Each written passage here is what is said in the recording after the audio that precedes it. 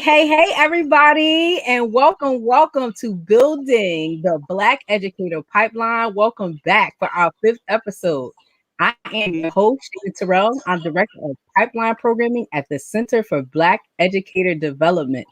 I'm an educator activist who's dedicated my life to fighting for freedom and liberation for her people. I am a native of the South Bronx, New York, but was adopted by these Philadelphia streets, y'all. Yay. The Center for Black Educator Development, known to many as CBED. We've existed since 2019, and we seek to diversify the Black teacher pipeline. Now, how do we plan to do that?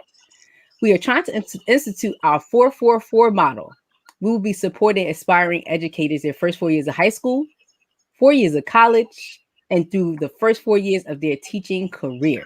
So major shout out to all of the funders, all of the partners who are courageous enough and revolutionary enough to invest in this work with us. Thank you.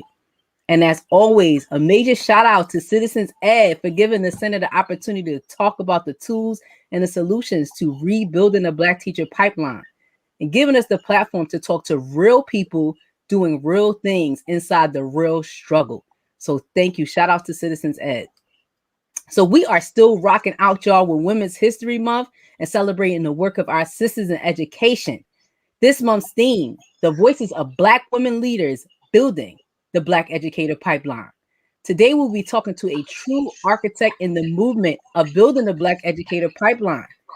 So when I'm quoting data like having at least one Black teacher in 3rd through 5th grade reduces a Black student's probability of dropping out by 29%. And for low income Black boys, the results are even greater. The chance of dropping out falls by 39%.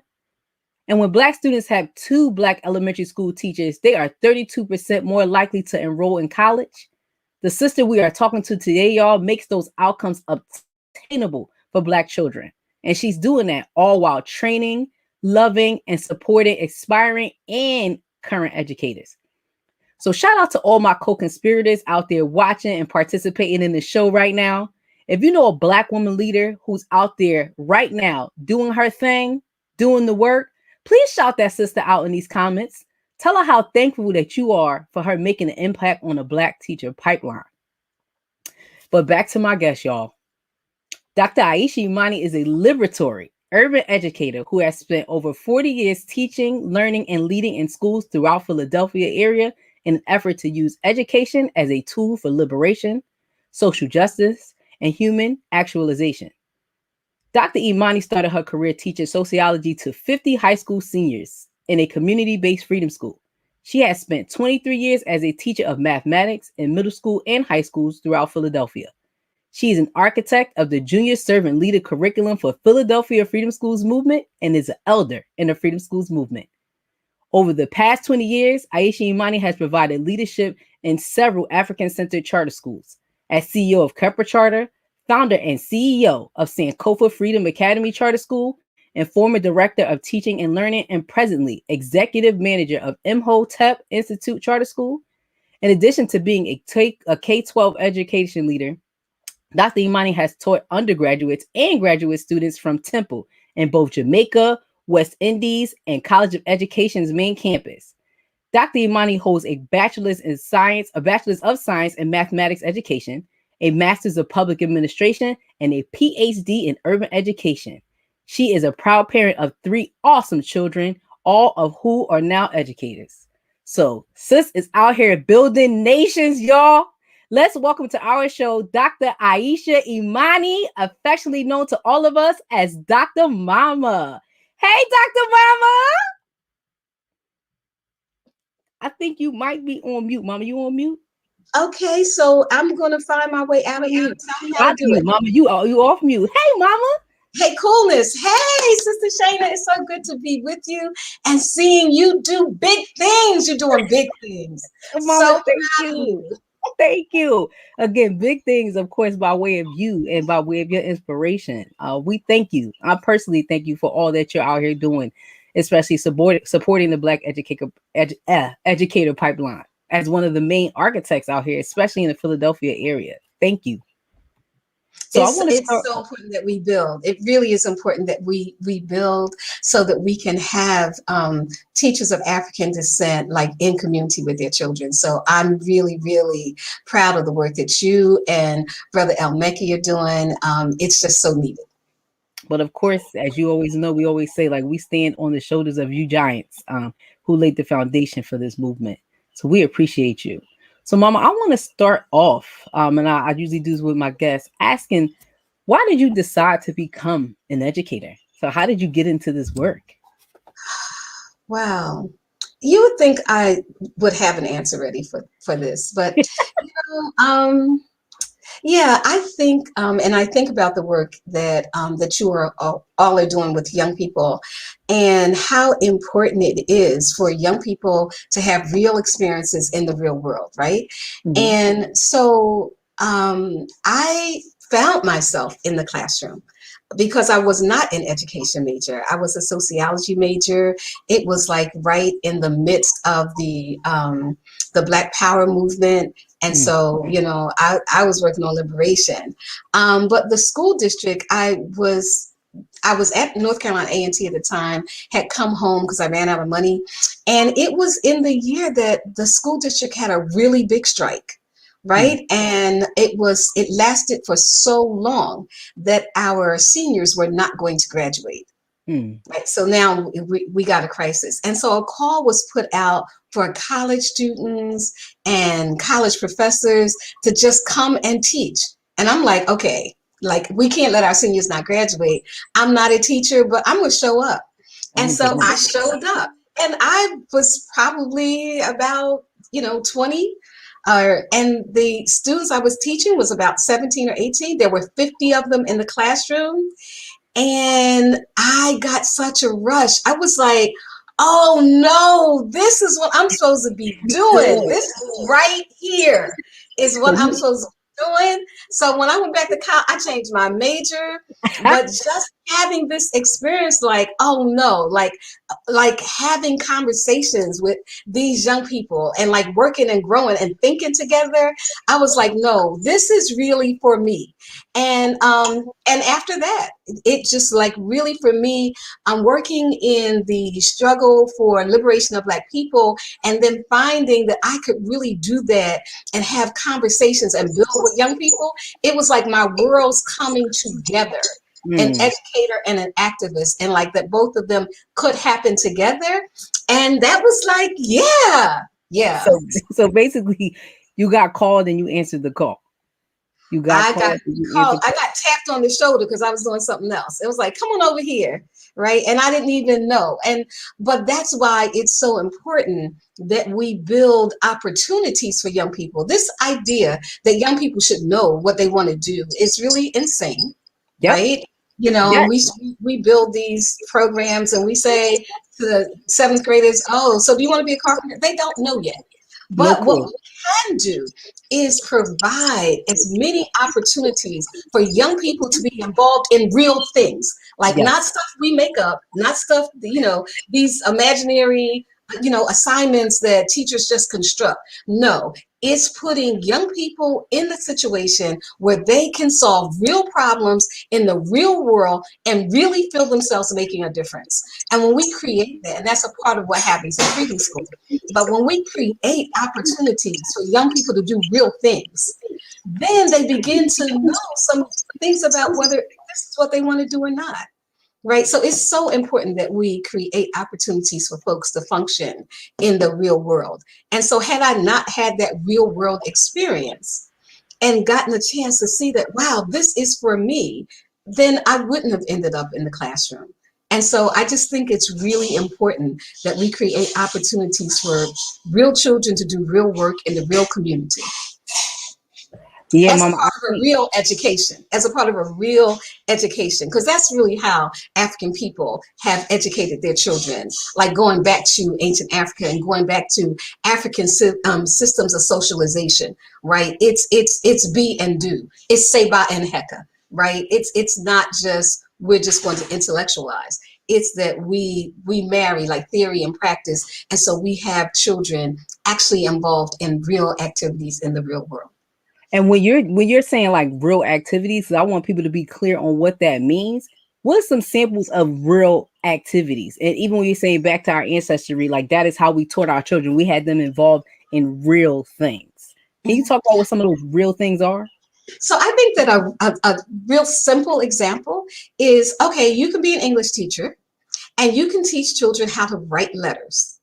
And then you can have children, you can say, okay, so pretend you're writing about your dog and that you're writing to your best friend.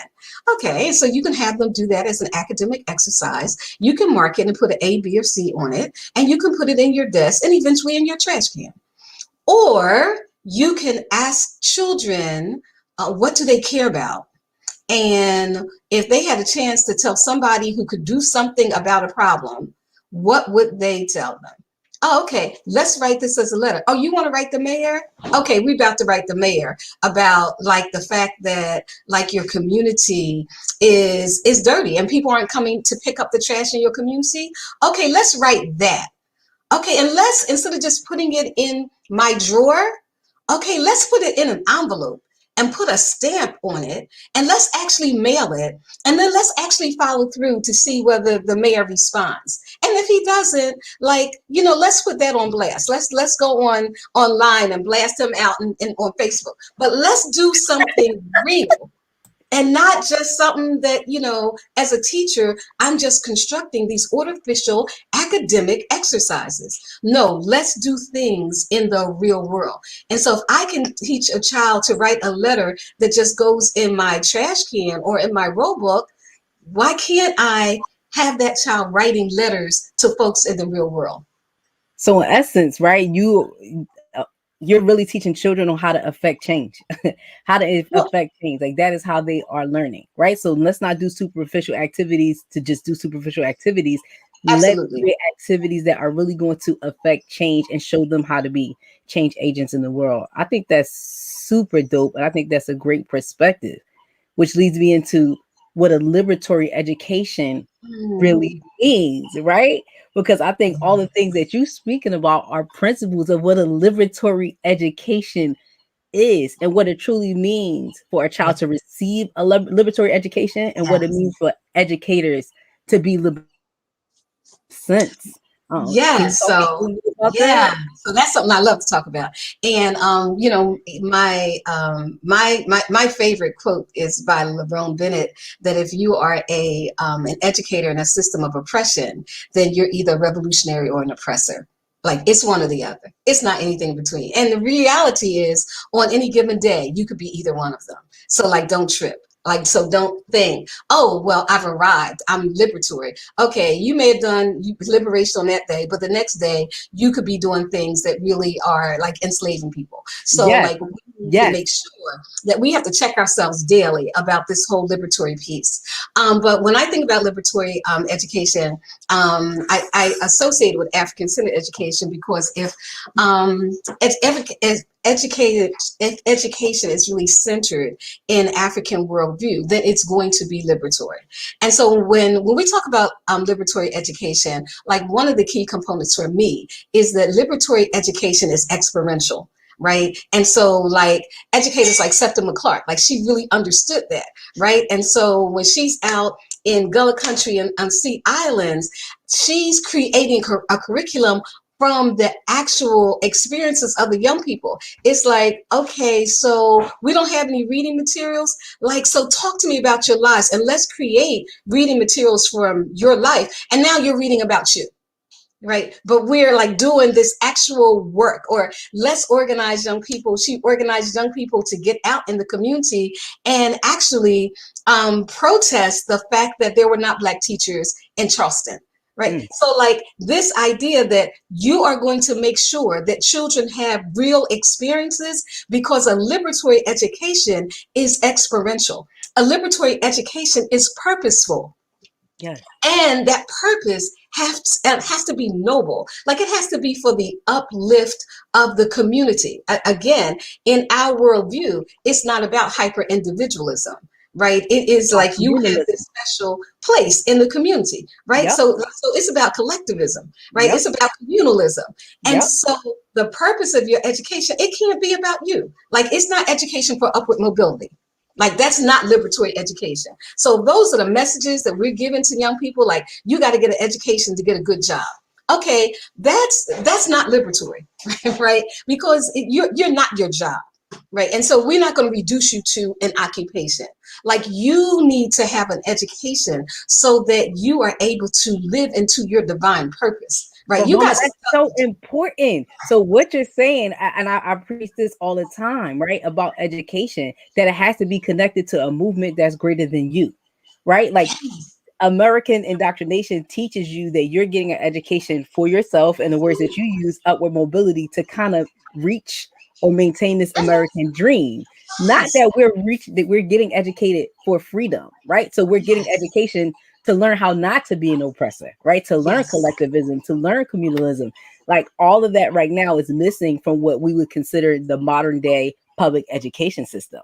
That's not absolutely. what they're putting in front of young people. That's not what they're teaching children. And I No, would love to hear from our co-conspirators out there, like, what does a liberatory education mean to you? But Mama, please continue.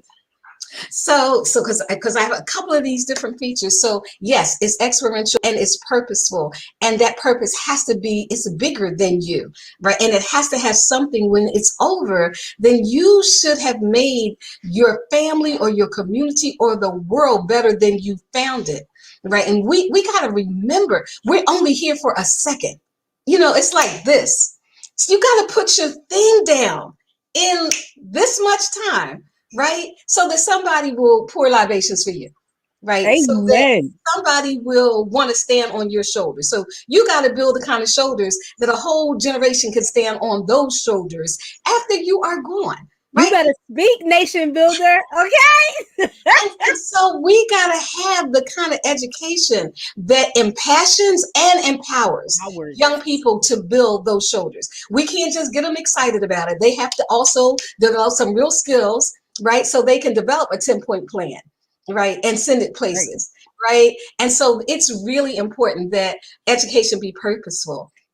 It's important that education be dialogic, right? Yeah. That we have, if it's liberatory, that means you're not going to walk into a classroom and just hear a teacher talking for a half an hour, 45 minutes, and students just listening and copying. That's not what it's going to be, because we know that we learn through talking, right? Yeah. We learn through dialogue.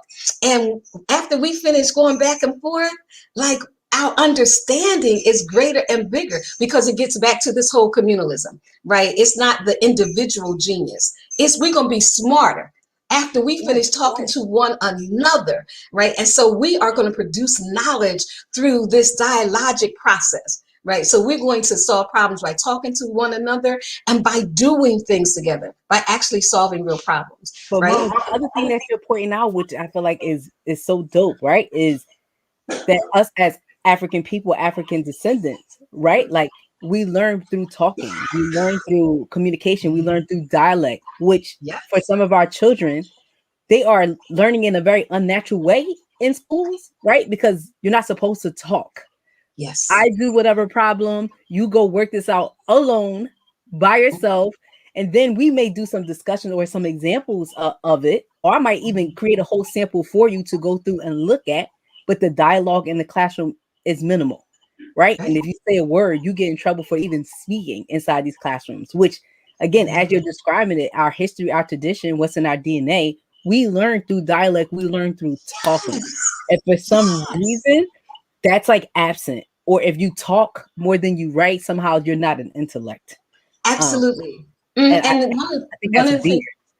things, it's wrong, and it doesn't work for our children. And one of the things, one of the evils, just one of the evils of high stakes testing, is that Folks kind of respect what you inspect. So they think that what is important is whatever you're testing. And because we don't test on orality, it's just gotten to the point that that's just pushed out of the curriculum. We're not worried about whether our young people can tell a story, whether our young people can like represent themselves like orally. And that's such an important part of our tradition. So there's not enough debate, there's not enough discussion, there are not enough oral presentations, because many educators feel like if it's not on the test, why bother?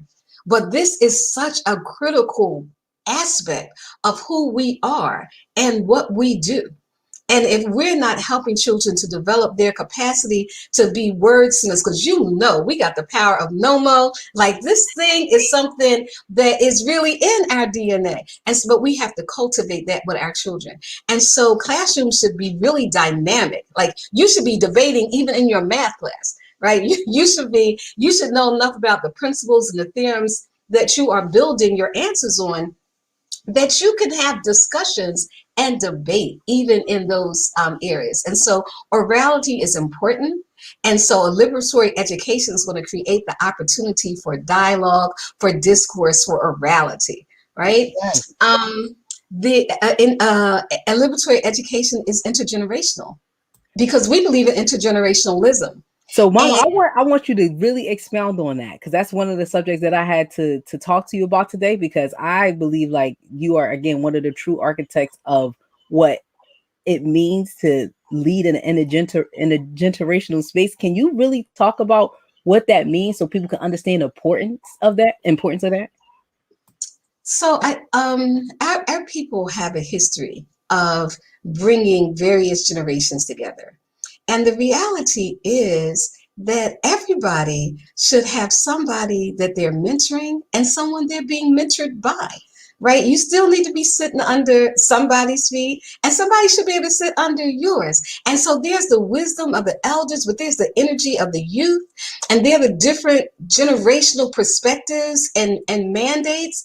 And unless you bring that together, you're like it doesn't work for the elders. Just we just got an elders council. You need a youngin on that council too, right? Because there's some things that they don't see that you don't see that they see. There's some experiences that they're having that you don't have.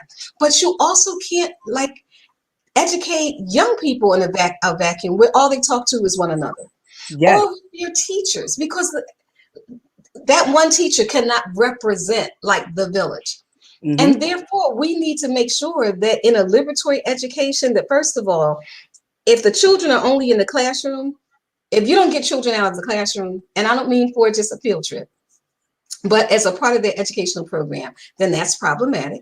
And if they are not talking to elders, if they're not talking to experts in their field, right? So if you are doing something and it's on something political, those children need to go to City Hall. Those children, need to see a city council meeting like live and in person. If you're talking about educational issues, you need to be rolling down there and seeing what the Board of Education is doing. You need to be interviewing some folks on the Board of Education. Like you need to have this opportunity where people from different generations dialogue. And that's a part of our socialization system. So at Yes. Sankofa, even our kindergartners go over to like once they learn like their ABCs, they go on over to the daycare, right? They only know a little bit. They really Correct. do. But they They teach only, it. But they but teach it. there you go. As soon as they learn it, They're teaching it. they're supposed to teach it. But you know what And this is a principle of, right? Like, so when I think about and I hear you talk all the time, first I want to say, like, if lift as you climb was a person, right? Like, it would be you, because these are the principles that you're out here doing. And every step that you take, you're taking another group of people with you. But you're also not afraid to say in spaces like, hey guys, I don't know everything. And I've seen you lean so heavily on the leadership of young people. And I want to say definitely to the people out there listening, do you allow young people to speak in your space? Do you allow young people to have a voice in your classroom? Do you allow young people to have a voice in your organization? But one of the main things that I've seen you do is lean very heavily on the leadership, the voices, and the guidance of young people. And I think people are afraid to do that. It's almost too like they're afraid to like see a young person fail or make a mistake. Um, but you go into that fearlessly, right? Like, what do the young people have to say? It's always the thing of, well, did you guys talk to the JSLs? Like, always speaking that into existence, the importance of that. We could, because it is just so critical. It really is critical, and I have to say, I learned it the hard way, like a really painful lesson that even today, when I think about it, it just brings tears because I learned it by losing a student. And Mm, if you are a teacher and you've ever lost a student, and particularly in this case, it was losing a student through suicide. So it was an eighth grader. And we had just hung out on Friday. He had a detention. It was after school. We hanging out, we chilling Friday. But Saturday he hung himself.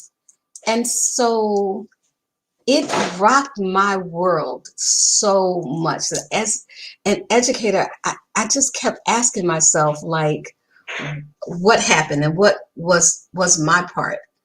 And one of the things that I came to was, you know what? Because I know this boy, Joseph Hentley, I know he loved me. And he just thought I was amazing. And I said, you know what? You are the center of your class, and your children love you, but you haven't helped them to love themselves. They think mm, you're awesome, right? Because you come in here and you perform every day, mhm, but you're the show, and they're not. mm. And until you help these children learn to love themselves and put them at the center of this little thing you running, okay, you can continue to have these results. And that changed my life. Like I Mm. actually left the school that I was in because if you have total control of your space and then you get this epiphany that you need to change your positionality, like you're afraid you're going to lose control. It's like, I run this thing, I'm queen of this, Mhm. right? And if I'm going to get off my throne, like and move out the way, I'm afraid. Look, this there could be chaos, and I got a reputation to guard. Like when the principal comes past my room, I need him to see that I got this whole situation in check, right? So I'm worried that like if I let go, then maybe it won't be as tight as it was. And maybe people think that I'm losing my capacity to control the children, right? And so, like, I got a rep to protect. And I had to be able to, like, go somewhere and start again and not have that rep to protect, but to really let go and say, you know what? I got to change where I stand in this classroom. And these children have to be at the center and not me. Mama, that's And yeah, powerful. That's powerful. And even in you speaking that is like, whew, that was a hard lesson to learn. But it takes me to thinking about your principles as a leader, right? Because once you move from the classroom and you moved into leadership, you allow people to lead in a way where they can have an intergenerational classroom, where they can have a liberatory education space in their classroom. So, what would you say, like, your basic principles of leadership are? How are you leading people? so I think that I've learned the most about leadership from freedom schools. And so I still, Mama, me too. Me too. it's freedom school. It Yes. is freedom school, right? And in freedom school, you know, there are a number of components that we have, like debrief is one of them, right? So that you have to get the family together, you know, from the different positions and the different generations, and you got to debrief. And like you have to be courageous. You can't be afraid to look at what's not working, and you can't be so negative that you can't celebrate what is working.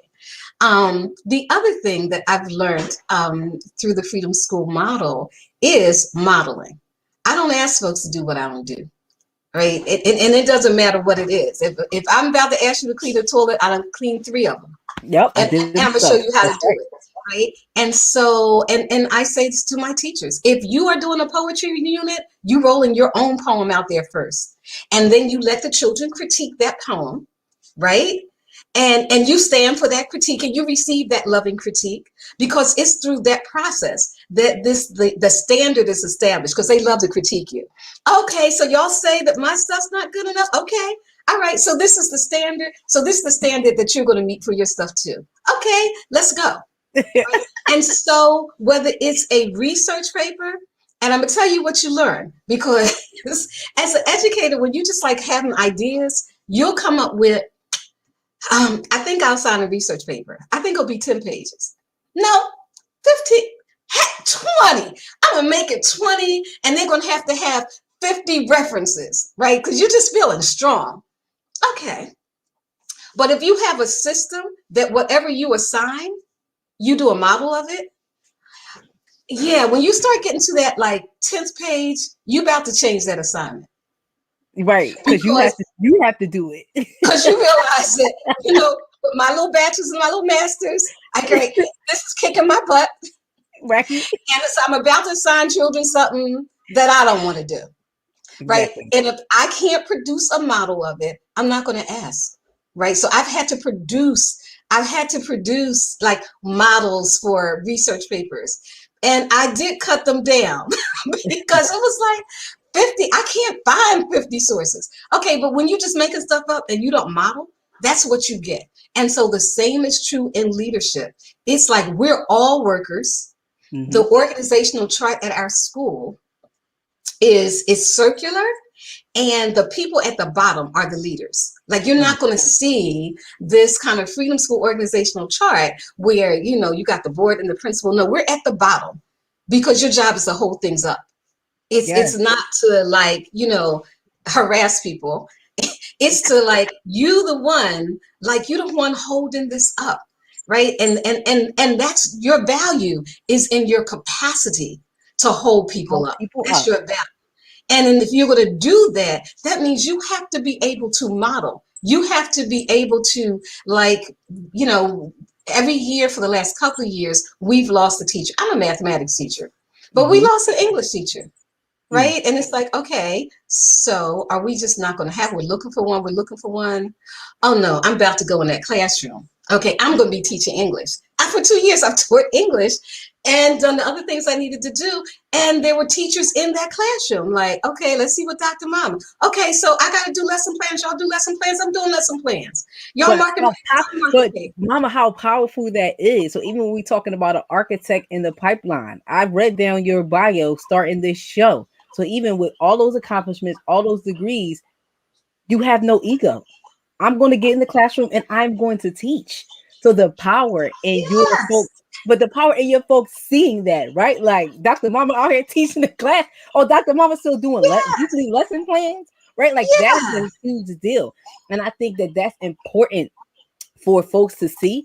I think that's an important principle when we're talking about building a Black educator pipeline, that as a leader, you have to be somebody who is willing to be on the same level. But even what you said about it's your job as a leader to hold up.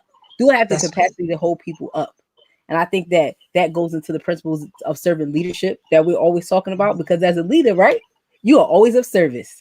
I'm of service to you, not dictating what you do. I'm providing guidance, but I am of service to you as your leader. And I don't think a lot of folks have that mentality or that mindset, but how important that is when you're supporting a Black staff and supporting Black families and supporting Black children, that we are of service to people. So the fact that you are leading and still literally teaching, I think is huge and just speaks to essence of the kind of architect that you are, right? Like this is by design. Your leadership is by design. So I think that one of the things that a lot of the leadership models are managerial. And so the concept is more, who are you managing and who are you holding accountable? And accountability is really important. But I believe in communal accountability. We holding each other accountable. So this is not just about you have an accountability officer and they're above you. This is like it's mutual. We're holding each other accountable. And so if I'm asking you for a report, I'm providing feedback. I'm sending you feedback on the report. So that means you have something for everything you have to do. I have a corresponding task. Not that I'm chilling and my job is just to make sure you do what you're supposed to do. Like we all have to have like a body of work, that we're committed to. And I think that when you are a so-called leader, if you're a principal, if you're administrator, whatever it is that you're asking other people to do, get ready to do it. Like, Yeah. be with them. If a teacher is overwhelmed, I've had teachers who were overwhelmed, and it's like, okay, because what happens, like you get really overwhelmed, and then you have like a billion trillion papers and you can't dig out. It's Hmm. like, baby, give me those papers. Just Let me support you. Let yeah, me give me help those. you. I'm gonna mark this batch. You Yes. mark some. I'm marking some, so we can dig out this hole. And once we get out this hole, this is what we're gonna do. Yes. But that's freedom school. Like, freedom school is not like hierarchical. It's like, okay, what we gotta do, we gotta get this We done. got to get this done. We Period. have to get it done, and we're going to do it together. You'll never walk alone Yes. in Yes. accomplishing that. We will be doing that together. And I think that's Yes. why, like, one of the statistics, we there was a research or a study that said 52% of teachers were feeling unprepared to deliver instruction. And I always equate that with, of course, training, but a major part of that is support. So even how you're talking about, hey, we didn't have a teacher to teach, I went in there and taught. So when people aren't feeling prepared, I will go in your classroom and be able to model a lesson to support you and to be able to help you, Absolutely. so you can observe or you'll be able to watch. Whereas the management perspective that you're talking about with leadership is either you do it or you don't, you get your evaluation and you out. Right? Mm-hmm. If I'm a person that's trying to learn, trying to be of service, or feeling like I want to stay in this profession long term, I don't see Yeah, how that model of management works for anybody, it doesn't because work. there isn't any collectiveness involved in that. There isn't any love, or as you said, Yeah. it's human, right? You don't humanize the person. Like, you're a product. You do what you don't. Evaluation, you're out. Not like, let Yes. me show you, let me help you, and let me grow you. And it's funny, Yes. right? How this all fits together in the ecosystem when you talk about liberatory, Mm-hmm. and as we talk about intergenerational, how that all fits together. Because what examples are we showing children if we can't work and lead together? What are we showing them about collectivism, right? Mm-hmm. If the principal Mm-hmm. can't come in and walk side by side with the teacher, I Mm-hmm. feel like all of those principles and everything you talked about is like it gave me goosebumps. Like, yes, mama, you speaking my language, child. Um, And yeah. what we when we do it, like, even in coming in and demoing, Hmm. to come into a teacher space and say, I'm going to show you how. Like, you need to bring some humility with you, right? Yes. Because your stuff is not perfect either. But at least you get a chance to then, like, debrief, and again, have that teacher give you feedback. Okay, so you're able to say, okay, so these are things I wanted you to see. So tell me some of what you saw. What do you think I could have done better? Right? Because it's important that there be this sense that we are growing this together. And it's not about our egos. It really is about this sacred divine work that we've been given to do. And so our children deserve for us to be excellent at this, right? Yes. And even when we're feeling like, we've done the best we can, I've said to my teachers and myself, you know I haven't seen your best yet, and I haven't seen my best. I hope I have not yet seen my best. So that may have been the best I could do that day. Okay, but Right. tomorrow I want a better best, I gotta right? come And so harder.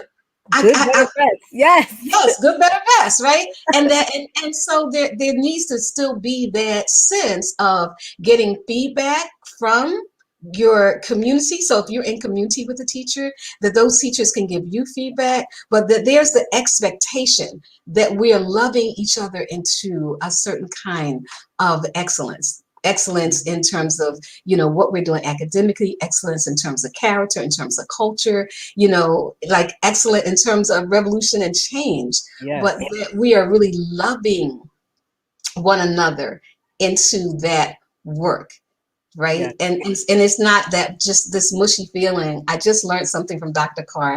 Greg Carr, who's like our Freedom School guru. um, we have a group of leaders that have been meeting in this community under Dana King here in Yes. Philly. Yes. And so we had Dr. Carr and Dr. Beatty from Howard engage us. And so, we talk about the virtues of Ma'at, right? So we talk Mm-hmm. about order and balance and harmony and, righteousness and truth and reciprocity. And so for me, I said, well, but like, where's love? Where's the love? Because whatever framework we got for instruction or for leadership, love has to be at the center of it. Mm-hmm. So I was asking, like, in Medu Neter, like in this ancient, Egyptian system of communication, like, was there the concept of love? And what was the symbol? And Mm-hmm. he said the symbol is a rake. Right. It's not, like we got the little heart going, but it's like I'm in my mind processing like the rake. What's the it's rake? a rake. It's a rake, right? It's a tool. It's work. It's like love's not about the mushy feeling. Love is about the work. The work. It's the work that you do. You love somebody, okay, Mm-hmm. you working, right? Yes. And you're building. And it's not always gonna feel good, right? Because Mm-hmm. you out there, turning soil and all of that. But this concept is love is action. Mm. It's not like, do I have this soft little feeling inside? No, it's the rake. Get out there and, like, turn that ground and get some harvest. Like, let's do the work. And so if we love our children, we will work for our children. If we Mm-hmm. love our teachers, Cornell West said, you can't lead the people if you don't love the people. People. Ooh. If you don't love them, right? And so if you are a principal, but you don't love your staff, get out the way. You cannot lead them if you don't If you love don't them. And love I'm not them. talking about fake loves. And if you're finding like, I don't love these people, you really need to think about like what else you're going to do. Because you Mm-hmm. really need to fall in love with your staff. And that doesn't mean you never fire anybody, because, you can love your children. They may have to go and get their own place, right? I mean, Or they you know, might just have to get put on punishment, get some restrictions. But yeah, yeah. they might get their own, they might have to build their own hut. Or, Yes. And get on you yours. got relatives that, like, I got relatives in Hawaii. They don't have to live in my house. Like, everybody don't have to live in the house, right? And so there are times that, you know what? This isn't working out for, for any of us, right? So Right. you might have to go live somewhere else. But there has to be I really do love these folks, and I Mm-hmm. want them to be all that they can be in this work. And, Yes, and, ma'am. and if you don't feel that, then yeah, You need you to get gotta out the way. So you let's gotta get away. let's talk about how long you actually been in the way. And we appreciate you like being in the way. I've So been just in your the leadership, like as a woman and like a builder of nations, yeah. like you have been dope. And I know you have experienced some people trying to get you out the way. Can you talk to us a little bit about some of the adversities you have faced? But let me name this first. Like you are a woman CEO of your own school, right? Of your own movement, essentially. And I know you wouldn't say like it's not yours alone, because I know you don't believe that, right? Like it No. is a collective. Like you own this with a group of people, right? But in that, just the bravery and the courage to say, I'm going to go out on my own and start my own. I remember when you were starting Sankofa Freedom School Academy. Um, Yeah. so talk to us a little bit about some of the adversities that you faced in that and how you overcome that. Because I think there's a lot of people out there who want to do the work you're doing, who want to build a Black teacher pipeline, but are facing those blocks and those hurdles and don't know how to jump over them. Yeah. That's a hard question for me, because, like, in Real Freedom School spirit, um, it's like the posse. It's the posse that you build. It's building a group of people around you, who believe in the movement, right? And so it's not about you. And so, I mean, of course, through time, between being a woman and being African, you're going to have folks that are going to, like, totally be in the way, totally underestimate you. You're in meetings and people will say things like, well, what you're trying to say, stop it right now, right? Because I can say, I'm saying what, and I'm not trying to say it, I'm actually saying X, Y, and Z. So like you have people who will in the, in a boardroom will try to marginalize you, will try to underestimate you. And you have to just decide that, no, this is not, well, first of all, this is not a game, right? Because see, I do have the advantage because you are playing a game and you think this is a job, and I think it's a ministry and a movement, right? So we're not even on the same field right now. Listen, hashtag Dr. Mama. It's not a game out here. Okay. It's not. It's just so not a game. But even when we started Sankofa, like I started by calling a meeting in the Freedom School community. Yep. And I we remember. and I rolled out, I had sent everybody this proposal. It was short, 8 or 9 pages, and I convened what I called a clearness meeting. And I intentionally invited people who I thought would say no. I intentionally invited people who I thought would say, no, this is a bad idea. And there was a part of me that hoped that that's what people would say so that I could not do it. And people were excited. Yay! Come on, mama, let's do this thing. And I said then, okay, I can't do this Yeah. without you. You know Yeah. that I can't do this without you. Mm-hmm. And so there was never like the superwoman. It's like, look, if we don't have posse, we don't have anything. And so if you can't find like a group of folks, like we had an intergenerational cadre. I was not going to roll in with just folks from my generation, like because they're going to say stuff that I'm saying. And I don't need somebody who says what I say. I need somebody who's going to bring something else. And so we rolled in as posse. Like, and that was the strength. And I can remember the night before we had to finish this proposal, our application, and it was due on October 3rd at 3 o'clock. And my fiance had just come out the hospital and things were just like real crazy. And we were not finished.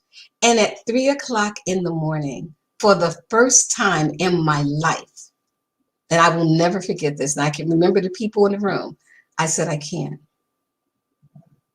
Mama. I was sitting, I said, I can't. And I can remember it may have been Dr. Kelly, Cedric was there. And you know what they said? They said, Mama, sit down. We got this. Mm-hmm. Now, all during the summer, they were busy with Freedom School. I was like working on this thing. I felt by myself. But in order to bring it to the finish line, it was like I had done all that I could do. And I could not take another step. And they said, sit down, Mama, we got it. And we did. And we turned it in. It was due at 3. We got there 2:30. We snuck into a place that we weren't supposed to be, took over an office, got caught. And when we turned it in, when we went for our oral defense of it, we were told by someone on the panel, this is the best proposal I have ever read. Right. But I couldn't bring that home. It was my young people that said, we may not have been around this summer. We got you now. Sit down. We got it. And they did. And so I'm saying you got to have a crew. Gotta have a posse. So folks, you hear that? You trying to build this movement, you trying to be in this movement, be in the movement. You do not have to walk alone. Mama's saying build a posse, get your people, get your crew. You need your army to go to war. You need your army to go to war. You have to. And you have to have like a diversity of people in your posse, like people with different skills, people with different temperaments and orientations. But that's what you have to build. You need to belong to something. This idea of like, it's you against the world and you're going to go out like, no, find your people. Mm-hmm. Go find your people, right? Find your tribe. Find your tribe. Find your tribe and build your nation. You got to build your nation. That's what you out here doing. So one of the biggest things that I learned from you, Mama, even through this story, is the principle of Kuji Jakalia. I don't think I leave a conversation without you saying Kuji Jakalia. So can you just talk a little bit, because a lot of folks out there don't understand or know Kuji Jakalia. So can you just talk to us a little bit about what that means and why that's so important for our people? Yes, this idea of self-determination, Kujachakalia, self-determination, right? That you really have to create spaces where you speak for yourself, where you believe that not only that you can make a difference, but that you should make a difference, and that you have the power, that you have the efficacy that is needed to actually do things. And this is one of the things that there have been studies about our children and self-esteem, like, oh, we got to build their self-esteem. And now there's studies that say our children have self-esteem, right? You know, they think they're cute. They think they got all kinds of things that they, they have, like, these little warm feelings about, themselves. But this sense of efficacy, not am I like a good person, or am I cute, or do I have good clothes, but no, can I do stuff? Like, can I actually make some things happen? That's different, right? Having a sense of that. And so this idea that I am going to do, I am going to make some things happen. I am going to speak for myself. I'm going to act for myself. And I'm not going to disregard what other people say and do. But I really do believe that I have what I need to have in order to actually be able to make a difference. And so I am going to be like self-determining, right? I am going to apply myself to task, and I'm going to get what I need in order to be better, because I have enough confidence that I don't have to know everything. So I'm really confident enough to say, okay, I have this in front of me. I have 8 skills, and there are 2 that I still don't have. That's when you check in with your posse. Who know how to do this? Okay, because I need you to help. And that doesn't take anything away from me. Like, I'm still like walking in my agency, but a part of my agency is the capacity to ask for help. That's a part of the agency I have. That's a part of the power that I have. But this idea that you have to be ready, like, to stand and to persevere and to push. And then when things go wrong, to push some more, right? Mhm. And then get those people around you who can help you when you get tired, right? That they got push in them too. That you cannot surround yourself with people who are going to pull you in like a direction that you don't need to go. Yeah, that's right. But like I said, every conversation I don't leave without you talking about girl Kuji Jakalia. Okay, self determination. So Got to have it. this last question, it's a tricky question, but I know you can answer it. Hmm. Some of our brothers and sisters aren't as fortunate to have black leaders or be under black leadership, or even when they have black leaders, they aren't as fortunate enough to have black leaders who are running liberatory principles, or Hmm. principles who are collective. So, what would you say to white leaders or leaders of African people, period, who aren't in the liberatory space? What would you say that can help them support their black employees? So, what are some things that they can do to help support employees, students, and some families? Wow.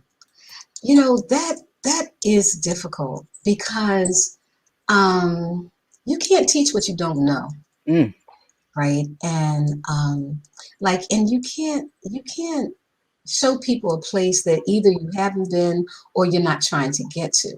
hmm. And so I think that there has to be some willingness to do the kind of the self work. Yep. I mean, the willingness to look at oneself, and first of all, be able to, like, be honest with yourself about your why, right? It's like, why are you in this? Hmm. What is it that you're trying to do? And then, like, and what are the values that you're using in order to do what you're doing? And if you have if you have these like wonderful reasons, like, I'm in this not simply because I want to fix Black children, Hmm. right? It's really this, like, it's me, oh Lord, standing in need of prayer. I'm in this because I need to be in this so that I can grow into the person that I'm supposed to be. Like, Mm, there's this work that I have to do, and I'm doing this for me. And like, my salvation is tied to the salvation of my all children and my people. staff. That's Like, right. my success is tied to their success. If my staff is failing, I'm failing. Feeling. Period. Hard stop. You've got to take that position, because sometimes you do what you do because you just, at the end of the day, you it's like, look, you know what? I'm not gonna be a loser. So I might feel like these teachers are not doing what they're supposed to do. And if they're not, I gotta look at me. And you know what, staff? Like, I want to win. I want to win. If y'all don't win, I'm not winning. I can't win without y'all. Like, I Yes. can't say, oh, like you're sitting around, you're criticizing your staff, and they're not this and they're not that. You talking about yourself. You're not this and that because they're not. And it's the same thing with teachers and children. Okay, if your children are failing, your pedagogy might be pretty. Your lesson plan might have the bells and whistles, but at the end of the day, like if your teacher and the children aren't learning, it's like being a doctor and all the patients are dying. Mm. It's like being a lawyer and all your folk go to jail. Like you, like you can't be this. I'm just like, my practice is wonderful. You're like, no, who's learning? Right? Yes. And you can't be an educational leader and your whole staff is a hot mess. No, you a hot mess. You a hot mess. Fix yourself so that you can really build a community of folks that like are successful. But So I think that understand that, when right? we But understand tie that. our success, What you said, Mom? I'm sorry. so What I'm you want? saying we have to tie our success to them. So I would ask myself the question, to what extent am I tying my success to the success of my teachers? To what extent have I opened my heart? Have I fallen in love with my staff? If not, then like I light some candles, do some aromatherapy, pray and fast, like whatever you want to do, or change your school, like leave. But if you're saying my success is tied to their success, my children's success are tied to their success, that like I'm doing this because I love what I'm doing, and I'm doing this because I have to do this to live, right? Mm. I'm not trying to fix I'm not like we don't do missionaries, so don't Mm-hmm. come over here trying to fix Black children, right? If you are seeing some injustices in the world and you know that you're a part of it, and that's what you're trying to fix, like you're trying to fix the stuff that's going wrong because you've somehow benefited, you've been a part of it. Whatever your little role is, it might not be overt, it might be ancestral, but that's what you're trying to fix. You're trying to fix a condition in the world that is Mm-hmm. hurting you in terms of your development of your full humanity. Of your Because how you humanity. gonna be human? Like you can't be fully human if I'm not. So like we want to build this together. So if you're in this, because like that you're not going to be free until those children are free and until your staff is free. Okay, come on with it. We can do this together. But Yes. that's the kind of work you got to do before you really are able to, I believe, engage in true liberatory community with staff and students. You got to do that personal spiritual work, because fundamentally, this work that we're doing is spiritual. Mama, you said a word right there. A whole word. And I hope people are really getting the distinction and not using the word. Well, I didn't say I wanted to fix. I just said I wanted to help. Right? Sometimes those two words are Mhm. one and the same. We're not talking about helping. We're talking about seeing that your existence is rooted in our oppression, and that you understand that in its fullness and you want to do something about it. And I Yes. don't know if people really understand the root of what that means, or even saying like, we tried our best, we trained our teachers, but the children didn't meet the benchmarks, or the teachers, the children didn't meet the standards, right? Which is you're putting that blame on children who are looking to you for guidance and learning, but no Yes. blame placed on yourself. So I Yes. love how you're saying the reflection of like, if your kids is a hot mess, staff is a hot mess, you in turn are the hot mess, and you in Yes. turn are the problem. So when we Yes. are talking about how do we support teachers in the Black teacher pipeline, some of these folks need to be doing reflective work, um, Yes. for themselves to figure out yourselves, see where you are rooted in the problem, and then go and support your staff. Mama, we are winding down, so I want to give you the opportunity right now to give a final word to the folks before we wrap up. But before we do that, I want to say thank you, Mama, and I want to tell you that I love you. And thank you for the impact you are in my life, and thank you for the impact you continue to be, and inspiration that you continue to be. And I really appreciate you coming on my show today. So my final word is hooray. It's such an honor to come on your show. You got a show, sis. And just, I just looking at what my children are doing in the world. And like when you've been running a race for like almost 50 years, and you start feeling yourself tired and you just keep looking behind you running, but you're looking at like, I got to pass this baton Yeah. on, right? So that these folks can finish this race. And it's so wonderful when you can look and you can see the Shaynas and, you can see the Naikas and the Tamikas and the Isas and the Almekis. And it's like, you know what? I might can run a little bit longer because I know they got it. I know they're going to bring this home. And so I'm just so proud of the work that you're doing, the conversations that we're having. Like we are having conversations about education for liberation. Yes. Like, who's having those conversations? But we're having these conversations, and I'm so proud and so happy. So thank you so much. Oh, Mama, Oh, thank Mama, thank you. you. So I want to So I thank want everybody for watching today. We always appreciate your support. Please tune in next week at 12, again, live for for building the Black Educator Pipeline. Also, please check out our website, www.thecenterblacked.org. We are still having Freedom School slots open for college students, high school students, and coaches. So please check us out. Again, we'll see you next week, again here at 12.